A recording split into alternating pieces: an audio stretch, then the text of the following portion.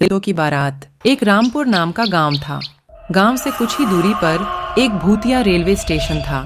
गांव के लोगों का उस रेलवे स्टेशन से आना जाना तो क्या, उसके आसपास भी भटकते नहीं थे, क्योंकि उनका मानना था कि उस रेलवे स्टेशन पर भूत रहते हैं। हर अमावस्या की रात उस भूतिया रेलवे स्टेशन से भूतों की बारात निकलती है, वह भी पूरे गाजे बाजे के साथ। बारात में एक भूतिया दुल्हा अपनी पूरी पलटन के साथ गांव में आता है और एक जवान लड़की को अपने साथ ले जाता है। आज फिर वही मनूस अमावस्या की काली रात आ गई। घर में एक जवान बेटी है, कैसे मैं उसकी रक्षा करूं? घबराने की कोई जरूरत नहीं है। मैंने घर के सभी खिड़की दरवाजे बंद कर दिए हैं। कोई भी दरवाजा खटखटाएगा तो खोलना मत। आज हम में से कोई भी पूरा रात नहीं सोएगा। तभी दिनेश की बेटी रूबी बोलती है, पिताजी, मुझे कुछ होगा तो नहीं ना? मुझे उन भूतिया बारातियों के साथ नहीं जाना। मेरी बच्ची, तेरे माता पिता के होते हुए तुझे किसी से डरने की जरूरत नहीं है। पूरा गांव दहशत से अपने अपने घर में छिपकर बैठ जाता है। तभी गांव में ढोल और शहनाई की आवाजें आने लग जाती हैं। आवाज इस भूतिया बारात की ही थी, जो रेलवे स्टेशन से निकलकर गांव की तरफ आ रही थी। गांव वालों, दिखाई और सुनाई नहीं देता क्या? तुम लोग को तो देखो, बारात आई है। हमारा स्वागत नहीं करोगे? मेरी दुल्हन कहाँ है? कहीं दिखाई नहीं दे रही मुझे। अब भूतिया बारात गांव में आ चुकी थी। सुनीता अपनी फूल जैसी बेटी को एक कोने में छुपाकर बैठी हुई थी। तभी भूत आगे की तरफ बढ़ता है और जोर जोर से हंसने लगता है।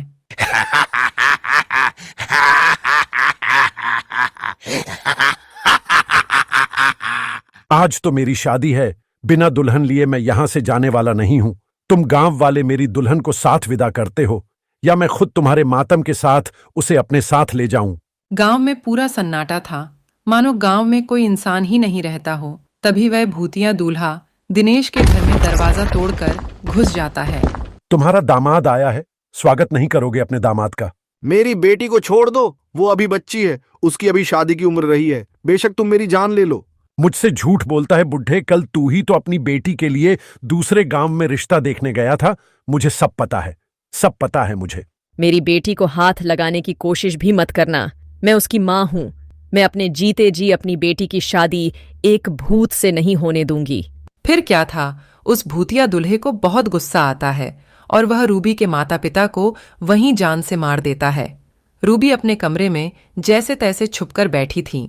छोड़ो मुझे अपने माता पिता के पास जाने दे। पर वो भूत उसकी एक नहीं सुनता।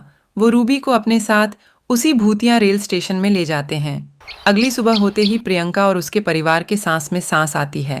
कल तो हमारी बच्ची बाल बाल बच गई, पर जो रूबी के परिवार के साथ हुआ वह बहुत बुरा हुआ।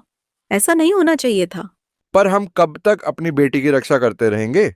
एक ना एक दिन तो वो भूत हमारी बेटी को भी उठाकर ले जाएगा। उस रात के बाद पूरे गांव में डर का खौफ छाया हुआ था। हर जगह मातम बिखरा हुआ था। गांव वाले मिलकर रूबी के माता पिता का अंतिम संस्कार कर देते हैं, लेकिन पूरे गांव वालों की जुबान पर बस भूतिया बारात की ही बातें थीं। अरे गांव वालों, ये सब कब तक चलेगा?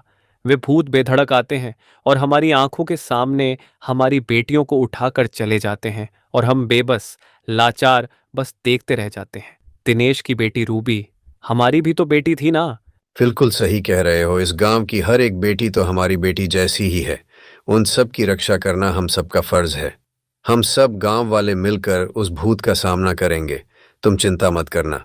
वह तो सब सही है भाई, लेकिन हम कब तक अपनी बेटियों को कंवारा रखेंगे? जिसकी भी बेटी जवान और शादी के लायक होती है, पता नहीं कैसे उस भूत को पता चल जाता है और वह उसे उठा के अपने साथ ले जाता है। मेरी बेटी भी है और उसकी भी अब शादी होने वाली है। मैं कैसे अपने कलेजे के टुकड़े को उस भूत के हवाले कर दूं? अगले दिन पूरा गांव मुकेश की बेटी प्रियंका के शादी में लगा था।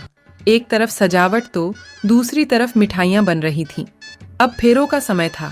दूल्हा दुल्हन मंडप में बैठे हुए थे कि तभी अचानक रेलवे स्टेशन से भूतिया बारात गांव की तरफ आ जाती है। सभी गांव वाले भूतों को देखकर अपने अपने घरों में छिप जाते हैं। अरे गांव वालों, तुम सबने तो मेरा साथ देने का वादा किया था ना, और कहा था कि हम इन भूतों का मुकाबला करेंगे। अब क्या हुआ तुम्हारे वादे का?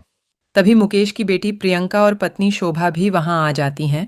तुम्हारा यह साहस कि मेरे बिना तुम अपनी बेटी की शादी करने चले थे। जैसे ही भूत प्रियंका के माता पिता को मारने वाला होता है कि तभी प्रियंका उसी भूतिया दूल्हे के सामने आ जाती है और कहती है, आप मेरे माँ बापूजी को मत मारिए। अच्छा छोड़ दूं, इसे मैं बस एक ही शर्त पर छोड़ूंगा, अगर तुम मेरे से शादी करोगी। नहीं नहीं मेरी बच्ची, शादी के लिए तू हाँ मत करियो। तेरी शादी से अच्छा है कि यह भूत हमारी जान ले ले। माँ पिताजी, अगर इस भूत से शादी करने से आप दोनों की जान बचती है तो मैं यह शादी जरूर करूंगी। यह कहते ही भूतिया दूल्हा अपने बैंड बाजी के साथ प्रियंका को अपने साथ भूतिया रेलवे स्टेशन की ओर ले जाने लगता है। रुक जा मेरी बेटी, तू ऐसा मत कर। किसी गांव वाले की हिम्मत नहीं होती कि उस भूतिया बारात का सामना कर सके, क्योंकि उस बारात में एक से बढ़कर एक खूंखार भूत और चुड़ैल मौजूद थे। वहीं प्रकाश नाम का व्यक्ति अभी हाल ही में गांव में आया था और यह सब देखकर वह कहता है, ये ठीक नहीं किया हम सब ने। मेरी भी एक बहन है और उसकी भी उम्र शादी के लायक हो गई है। क्या उस प्रियंका की जगह मेरी बहन होती तब भी ऐसा ही करते हम लोग। गांव की बेटियों को हम यूं ही उन भूतिया बारातियों के हवाले करते आ रहे हैं, कल को मेरी सरिता का नंबर ना हो। भैया भाभी, मुझे बहुत डर लग रहा है। आए दिन इन भूतों का खौफ बढ़ता ही जा रहा है। दुल्हन का वह सुहाग का जोड़ा उनके मौत के जोड़े में तब्दील होता जा रहा है। बहन तू चिंता मत कर, मैं इसका समाधान जरूर निकालूंगा और तेरे साथ साथ इन गांव वालों को भी इन भूतिया बारातियों से मुक्त कराऊंगा। इसके बाद प्रकाश जंगल में एक तपस्वी तांत्रिक के पास जाते हैं और उनके पास पहुंचकर अपने गांव का हाल बताता है। बेटा, मैं देख पा रहा हूं कि तुम्हारे गांव पर एक श्रापित भूतिया बारात का साया है और उस भूतिया बारात से छुटकारा पाने के लिए मेरे कहे अनुसार नियमों का पालन करना होगा। जी तांत्रिक बाबा। इसके बाद वो तांत्रिक प्रकाश को समाधान और नियम बताते हुए एक गंगा जल की बोतल देते हैं और कहते हैं, जा बच्चा, तेरे और तेरे गांव वालों का कल्याण हो। जिसके बाद प्रकाश गंगा जल लेकर गांव आ जाता है और सभी गांव वाले से कहता है, सुनिए गांव वालों, इस भूतिया बारात से छुटकारा पाने का एक उपाय मुझे मिल चुका है, लेकिन इस काम को पूरा करने के लिए मुझे आप सबका साथ चाहिए होगा। हम सब तुम्हारा साथ देंगे, बताओ क्या करना है। बस आप सब एक काम कीजिए कि आज की रात शादी का प्रबंध कीजिए, बाकी सब मैं संभाल लूंगा। प्रकाश के ऐसा कहते ही पूरा गांव शादी की तैयारी में लग गया और ऐसे ही अब रात हो चली थी और शादी की बात उन भूतिया बारात को भी पता चल गई थी, जिसके बाद वो भूतिया बारात बैंड बाजे के साथ गांव में आ खड़ी हुई। कहाँ है मेरी दुल्हन, बताओ कहाँ है मेरी दुल्हन।